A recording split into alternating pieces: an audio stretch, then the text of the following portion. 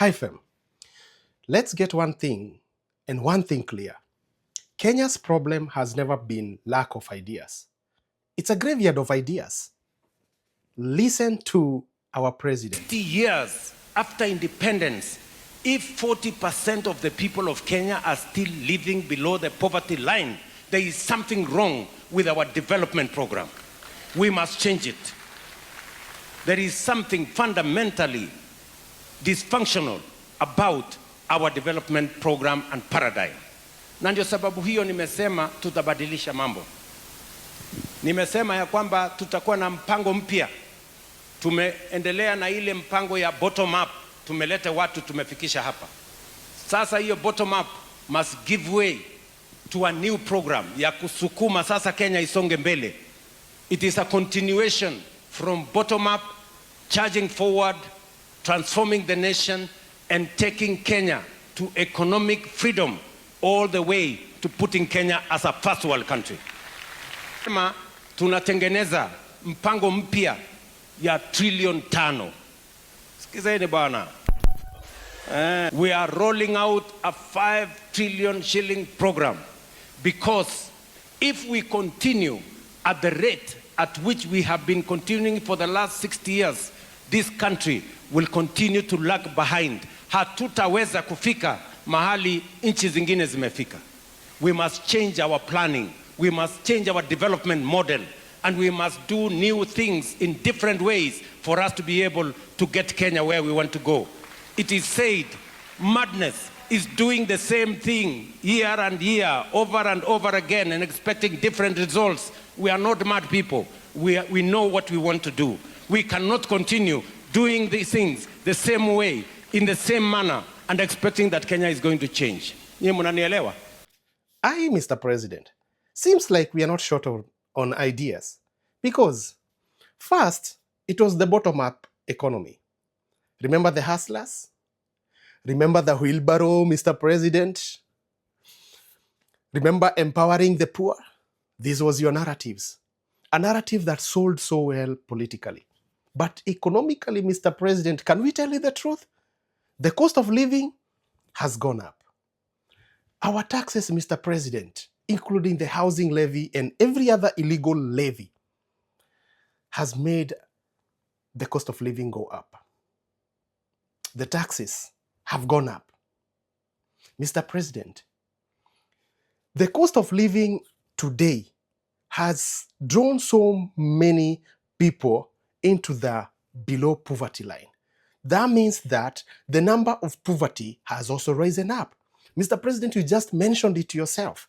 As we speak today, Kenya is about 40% of people who are below poverty line. People who are surviving on less than $1 a day.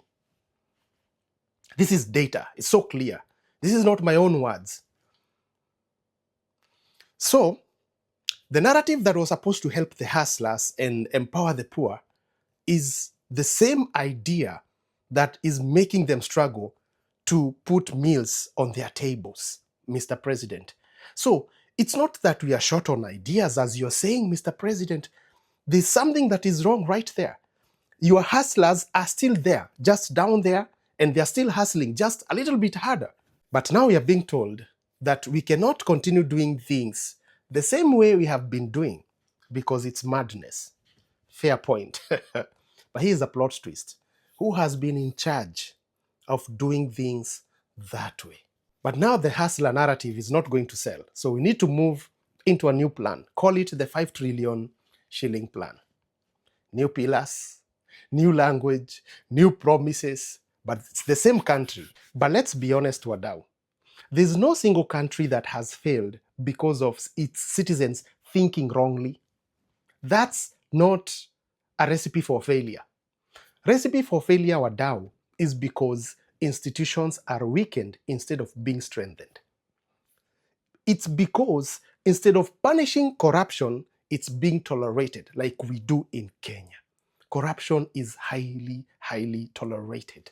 That's why we are failing. That's point number 2. Point number 3 is because institutions are weakened instead of them being strengthened. Another point is that we reward loyalists instead of people who actually are qualified. So it's loyalists over merit. We don't follow any meritocracy. Pana. It's those who are going to bring votes to the president. We lack implementation culture. We announce policies, but they will never be implemented. How many times has the parliament sat down? How many times did we do the wacky reports? How many times have we sat down and these senates and grilling sessions and everything? Tell me one thing that has ever amounted from all these senate sessions, parliament sessions. Give me one thing that has ever come across, or anyone who has been nailed into jail from all these grillings. It's high tolerance on corruption cases. We pacify situations and we actually sanitize those who are highly corrupt because they got money. They got money. They buy freedom. So, Mr. President, I know I'm not qualified to be an advisor or something, but I surely know, soberly know that you don't become Singapore by changing slogans. You become Singapore by changing systems, not the way we think. We must change the systems. Singapore worked because instead of them tolerating corruption, it was highly punished instead of being managed. That's what we are doing. We are managing corruption, Mr. President. We even have institutions that have budget to manage corruption. This is why Singapore is ahead of every other country. Singapore, public service was merit-based rather than loyalty-based, because that's what we see in Kenya. Nepotism and so many things are taking place. Mr. President, the dream of becoming Singapore requires tough leadership, requires us to obey the law, the rule of law. And the law in Singapore applied to everyone. It doesn't matter if it's ministers, if it's the president, if it's who. It was equal for everyone. This is the road map to Singapore. To Singapore, Mr. President. This is the roadmap to Singapore. It's not affordable housing. We can do as many affordable housing as we want. We can create as many skyscrapers. This is not what made Singapore Singapore. It's working systems. For us to have skyscrapers and all this affordable housing, even if we did in every county, we turned every home into affordable housing, it's not going to make Kenya a Singapore. It's not the building. It's infrastructure that is actually serving people rightfully. It's an economy where people can afford living comfortably. It's a working system. It's an education system that is serving our kids the way it's supposed to. It's health system that is good. Education system that is good. Systems that are working. So, Mr. President, instead of changing the slogan from the hustler narrative, from the bottom up into a 5 trillion, 5 plans, pillars agenda, how about we change the system first? How about we strengthen our constitution? We already have a very good constitution. How about we implement it? We strengthen it. We strengthen our institution, judiciary, the parliament. Let them be independent. Let the police be independent instead of the police serving the executive like it does today. So, DFM, do you think that Kenya can become Singapore? I personally think that Kenya can become Singapore, but we must use the same blueprint that Singapore used. Leaders, our leaders, starting with the president, must take responsibility instead of shortcuts. We must make sure that our systems are working.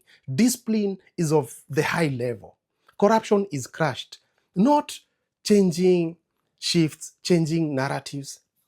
And there's no country that ever failed because of bad thinking of its citizens.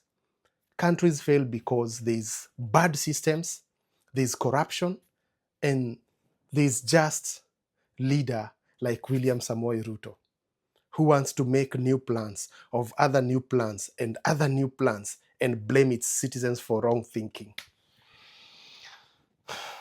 We must stop taking shortcuts. We must take responsibility, and we must deal with the real things. That's the blueprint to Singapore. But doesn't matter how many affordable housings we're going to do. Kenya is not going to become the next Singapore. But it's my two sentiments. I don't know about you.